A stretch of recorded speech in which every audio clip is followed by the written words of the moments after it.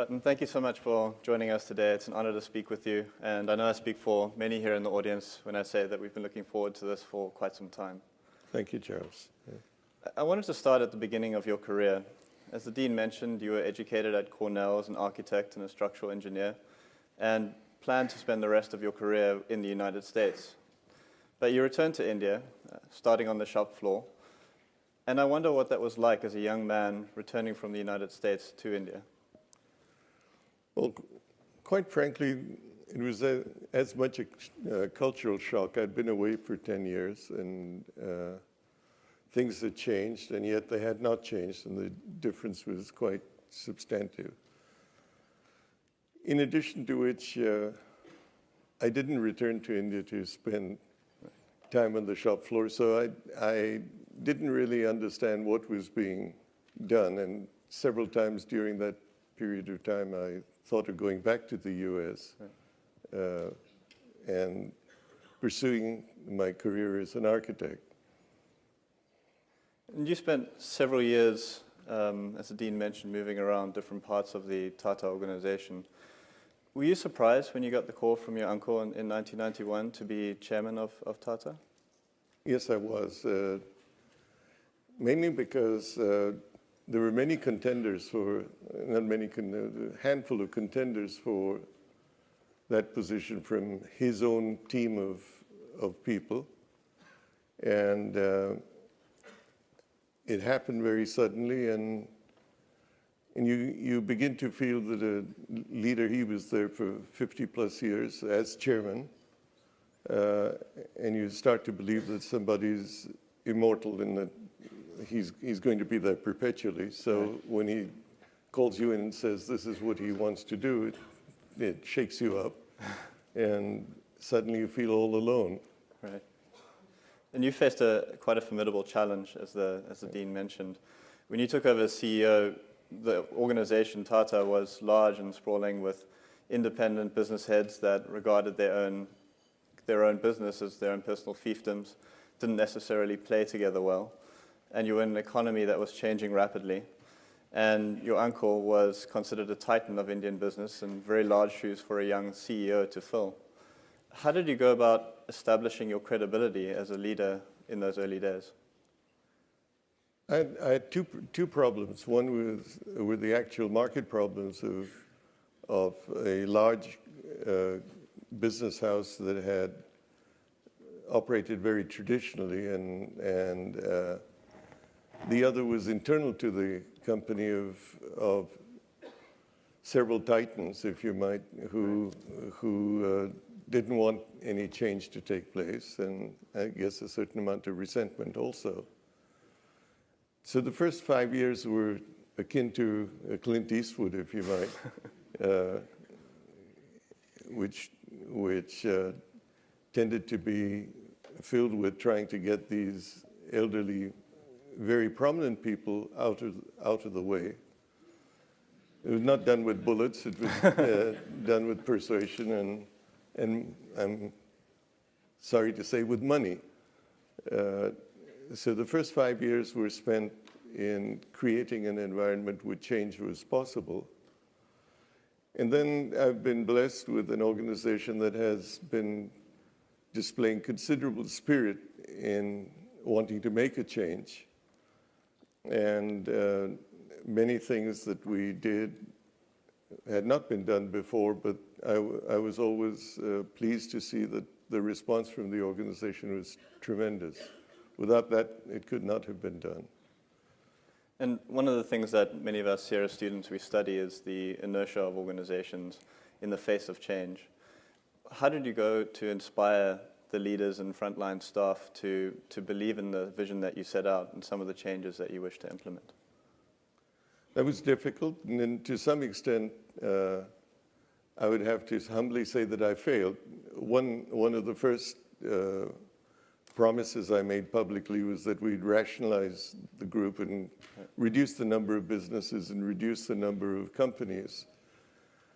I often talk about the first thing that I did with great gusto, which was to get us out of the soaps and toiletry business, which didn't seem to fit. And I ran headlong into an issue of what were we doing. We were getting rid of a company that had second and third generation employees. It was an unheard of thing, and who was this person who was making change for the sake of change? Right.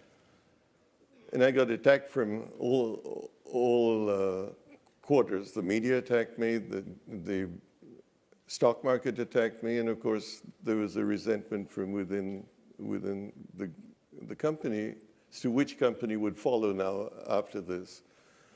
The net result was a new chairman so keen to succeed and not wishing to have failure, suddenly being bombarded from all quarters. There was no second company that got sold.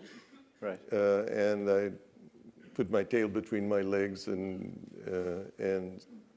tried to look at other forms of growing. Right. And you've said in the past that risk is a necessary part of a business philosophy, and certainly over your career, you've made some significant bets. And the Dean mentioned a number of the acquisitions. I would also think here of the launch of the Indica, India's first indigenously manufactured motor vehicle. How did you get comfortable making such consequential decisions and, to your point, convincing others to follow you into them? I think convincing myself that it would work is a judgment call in terms of the faith you put in your people to do this. And case in point was on the Indica. Conventional wisdom said that you couldn't enter the car business without having a collaboration, and certainly to think of designing a car domestically and producing it was an unheard of thing. My friends, as we launched the car, started to distance themselves from me. Right. And it wasn't for me, it was to distance themselves from failure. Right. And it was the trust one had in the young team to put this together that drove it. The other is that from time to time, I think change has caused a lot of people in the company to question the wisdom that such a change would be based on. Right. And I've been lucky, and in some cases it's been difficult, but by and large, India is a country that has such a great potential that change is, by and large, well received. Right. And we've heard a lot of anxiety about the Indian economy, and we know that there's a lot of potential there, but there's been, recently at least, a lot of noise in the press about how reform hasn't kept pace with growth and is possibly cramping India's growth potential. What do you think lies ahead for the future of India? Well, you know, I've always been very positive about the new India.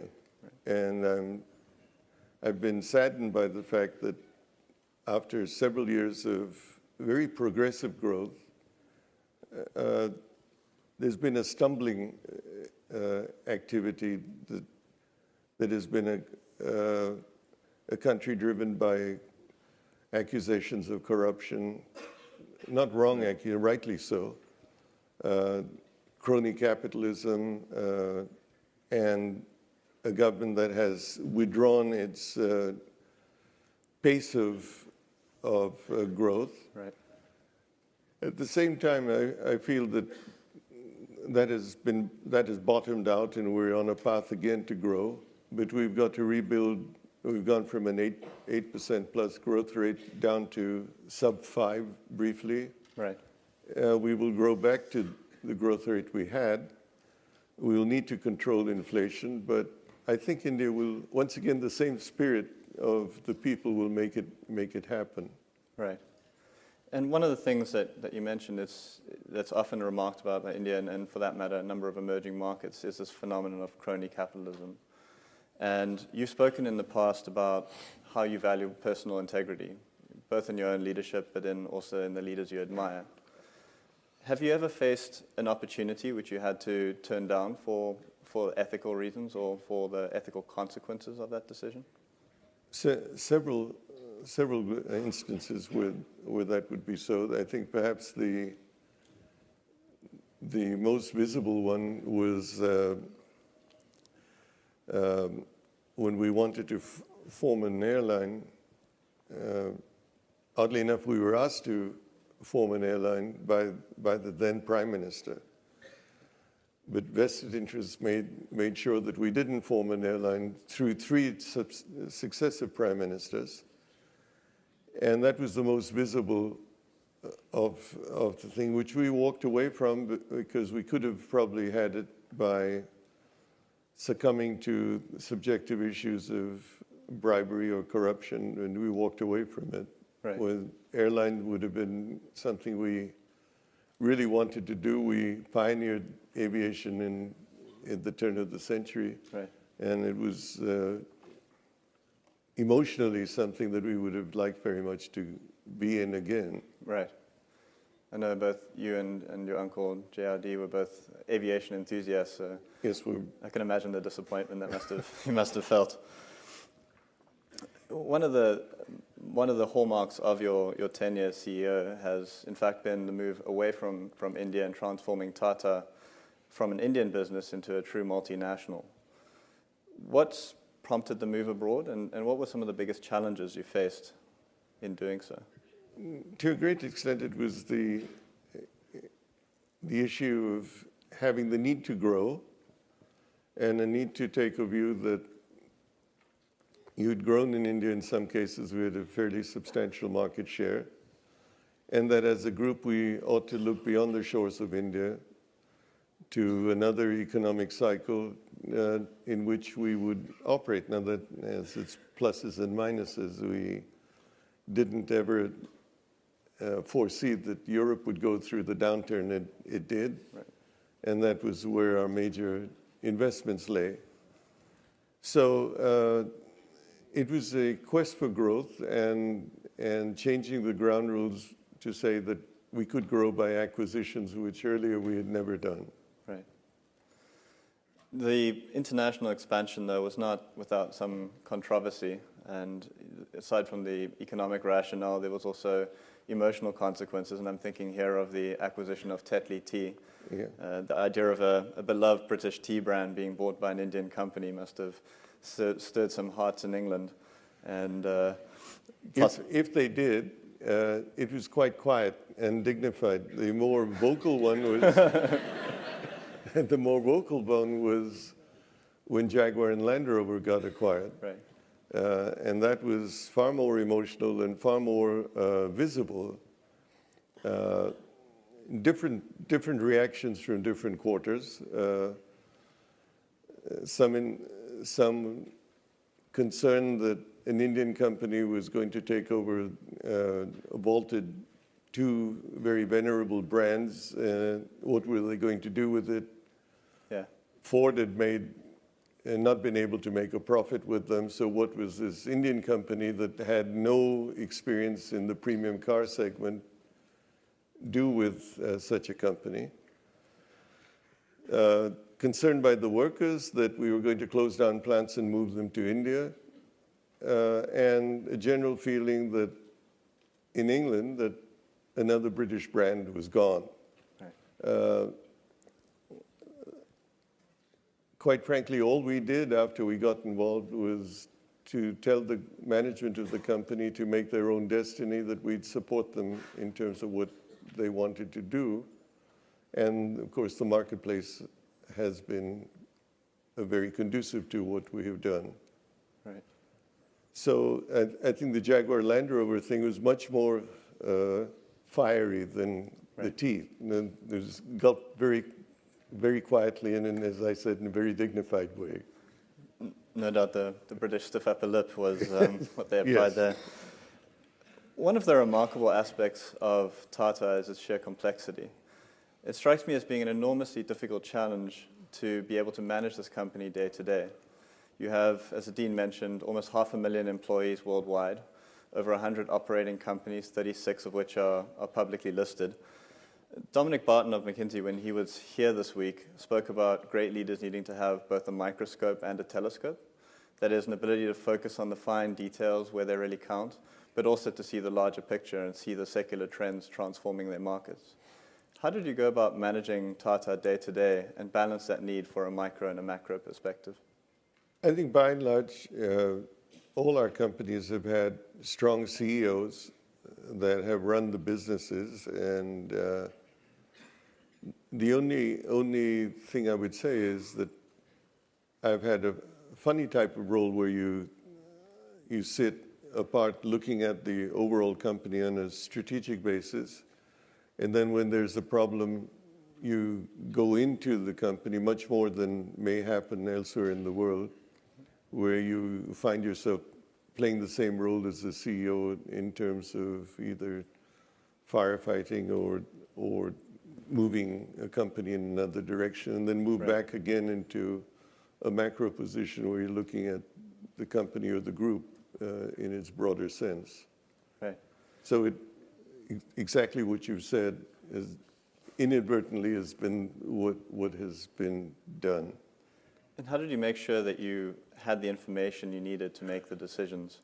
So we've had past VFTT CEOs come in and speak about how they would covertly conduct visits to the front line and visit factory floors just to get to gauge the spirit and morale of their workforce.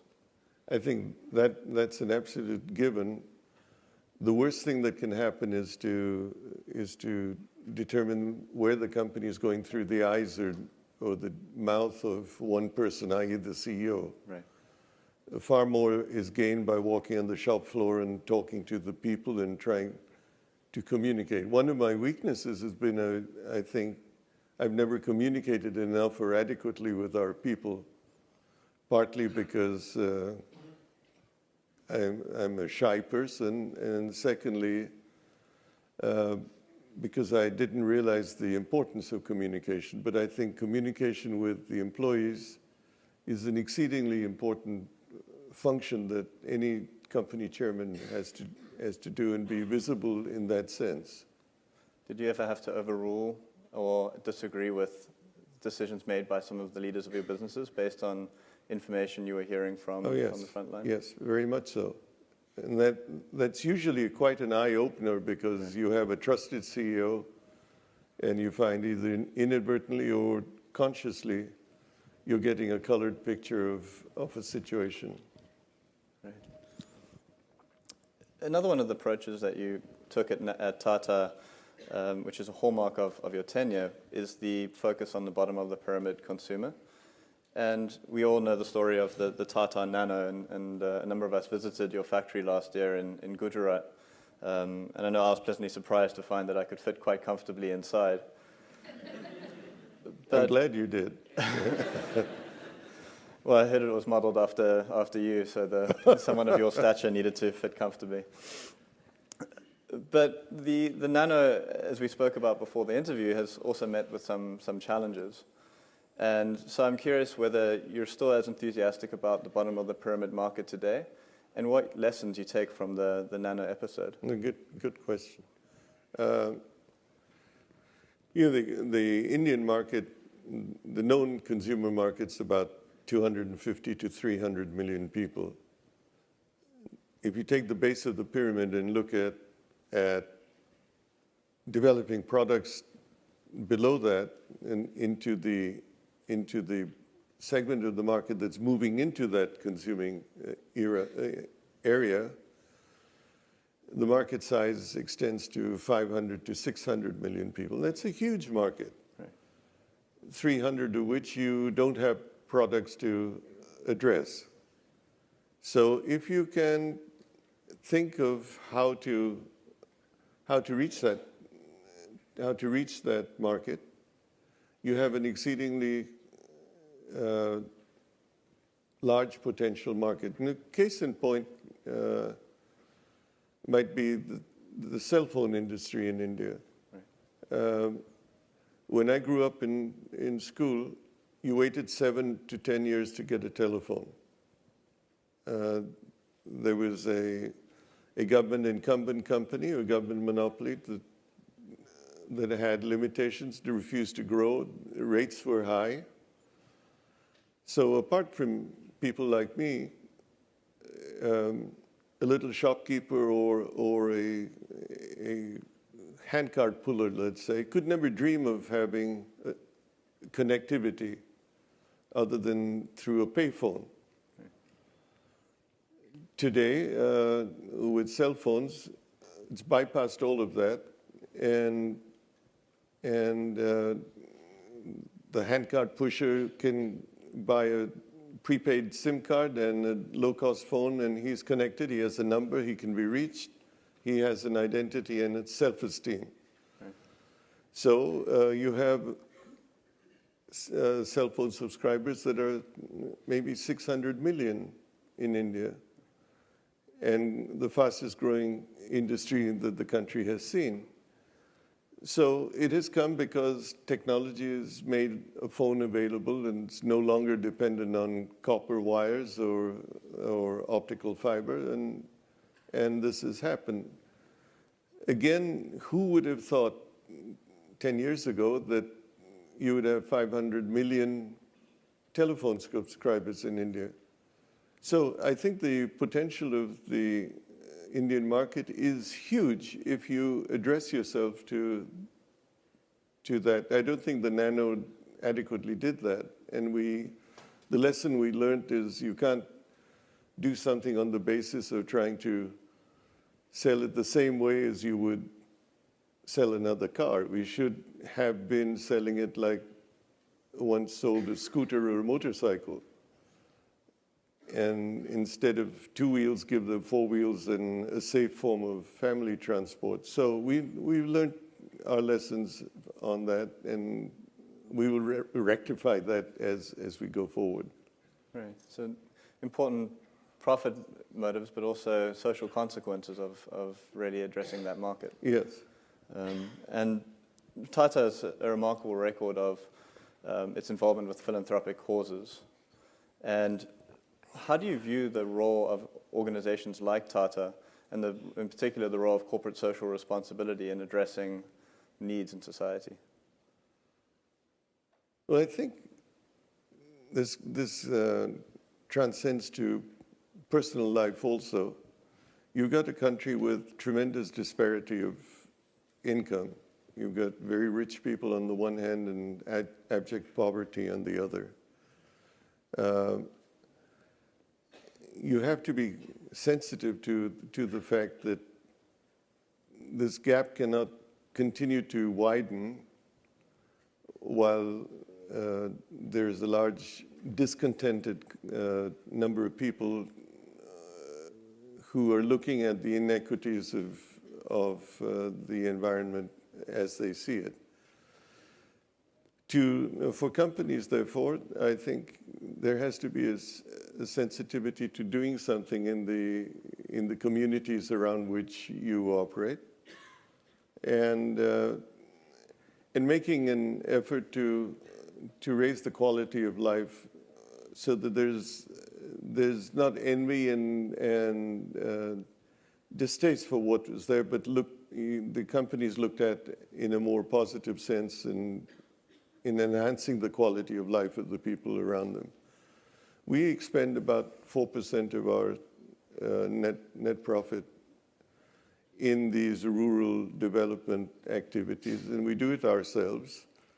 And someone may argue that this is shareholders' money, which it is, but I think it has brought a sense of not just tolerance, but a sense of welcoming our companies in wherever they've been, and enhancing whatever we've been trying to do in the product area or the services area to a community area, being part of the community. Would you view the role of corporate social responsibility as being quite different in the United States versus an emerging market like India? I don't know enough about the United States to make a comment, but I think in one form or another, it becomes an issue that all corporations will have to deal with, and we, I think, as businessmen, have to concern ourselves and removing the image of being the ugly businessman, the venal businessman, and being heads of companies or leaders whose interests go beyond that of their company to the communities they serve. And if we can do that, we can undo an image that has been created over the last century of greed and self-serving desires. So I think it's something that we need to be sensitive about. So Stanford has a reputation for entrepreneurship, and many of the students here in the crowd have aspirations to be entrepreneurs. Do you think the innovation taking place in emerging markets is going to be driven more by multinationals like Tata, or do individual entrepreneurs have the ability to disrupt major markets in India and others like it? I would hope that it's the latter. I would hope that we can home grow enterprises in various countries. I think what the United States has had, which is very different, is it's had an environment where a good idea driven by people who have merit has a better chance of being supported and financed and nurtured than you might find in developed countries. Very often a good idea dies in a developed country, or even, I mean, a developing country, or even a developed country outside the United States, and that person finally moves to the United States and makes a success. Right. And it's because the environment allows that to happen. So I think there's a need for a supporting environment to take place, but I would hope that we would see more and more local companies being entrepreneurial and creative and being, at some stage, a global player. Right. And certainly we've seen a number of countries try to replicate the success of Silicon Valley and have found that it takes a unique mix of ingredients, whether it's human capital, legal institutions, and so on. Are you hopeful that India will be able to create that dynamic within its own country? I think the potential exists. Now, whether India does or doesn't will depend, unfortunately, to a much greater extent on government policy than it does in a totally free environment. Right. I mentioned when you took over that many external observers, they thought you had large shoes to fill in taking over from your uncle. Now, with another transition of power, Cyrus Palonji Mistry has his own large shoes to fill, that of yourself. I wonder what advice you would give Cyrus as he takes on his task as chairman. I've told Cyrus that he needs to be his own person. That finally was something I did. I realized the shoes I had to fill were far too big for me to mimic the person I was following. And I just decided that just be myself and do what I thought was right would be the way to go. I've told Cyrus the same thing. I think he should feel that he is being his own person and let his personality and his conscience, if you might, drive him. Right. In a moment, I'm going to turn it over to the audience for questions. But one last question before we do. Yeah. At Stanford, we ask one question of all our applicants to the MBA program, which is, what matters most to you and why? I wonder how you'd answer that question. I'd obviously fail at Stanford because I don't know how I can answer that question. To me, I think short term, the transition of suddenly having a lot of time and being able to be the master of that time is a lovely luxury. Whether that luxury becomes boredom as time goes on is something that will need to be seen, and how it gets filled with other pursuits. As head of the trust, I will be involved in some of the things we've talked about in the past few minutes, of trying to make a difference in the quality of life of the people in India. But to what extent my next few years will lead me to fulfill that or change from that view, I don't know. So with humility, I'd have to say I wouldn't fall into the success mode that the Stanford graduate would in answering your question. Well, I think over a lifetime of service, we can draw our own conclusions to some of the things that have clearly mattered to you in terms of the impact that you've had on Indian society. I think if seriously, if I said I would like to be seen as being someone who could continue to try to make a difference, I think that would be a very satisfying thing for me to achieve. I think that's a great point to turn it over to questions. A question we have been struggling with in some of our classes is the role that large companies have in creating macro change, and you're clearly doing that in India. And I'm wondering if you have any anecdotes of ways in which you've been able, by your position, to influence the government to make certain decisions that were in the best interest of the country when maybe they wouldn't have. Your question relates to how we are channeling or deciding how and where to channel our funds in that sense, or almost the influence that large business that has a vision for good for the country can have in changing or influencing policy positively. I think I don't know if I'm answering your question adequately, but I think large business has to have an element of orienting themselves to serve a social need also, in addition to just serving a business need. And in our case, I think we may be driven by a business motivation, but we should always be conscious of areas that we feel are not in the public interest.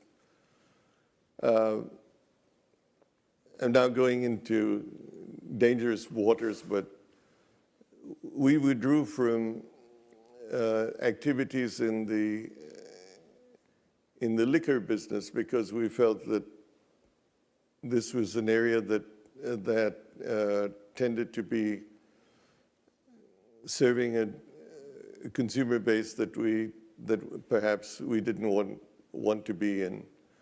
We looked very hard about being in certain natural resource business, which had become rather venal in terms of how those businesses were run.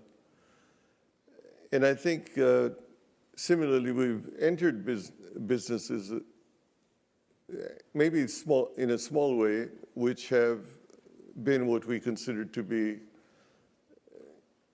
a worthwhile thing to do for the communities that we've been in. But I don't think there's been an open and in a very constructive way to do what you've suggested as yet.